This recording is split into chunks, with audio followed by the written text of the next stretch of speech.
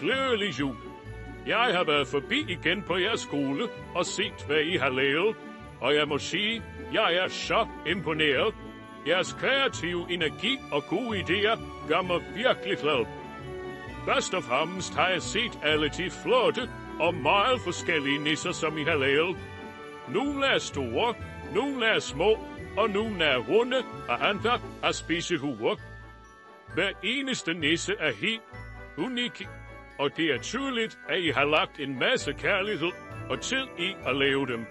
Jeg er sikker på, at Mintus vil smile bredt ved sensionen. Så har jeg modtaget en helt bunke breve fra jer, hvor I har tegnet, hvor I tror, Mintus gemmer sig. Wow, sikke mange gode idéer.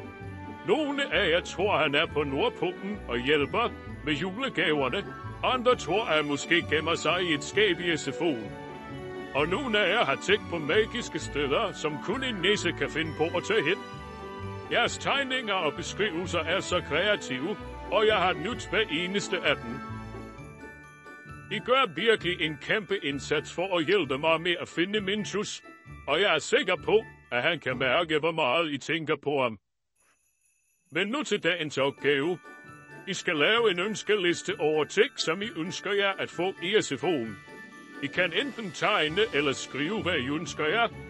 Og når I har lavet den, skal I smide den i julepostkassen, og så får jeg Rudolf til at hente jeres ønskelister, så jeg kan kigge på dem i weekenden. Men husk, små julehjælpere. Julen handler ikke kun om opgaver, men handler også om at følge sig, være gode mod hinanden og sprede glæde. Det gør I helt fantastisk. Ho, ho, ho!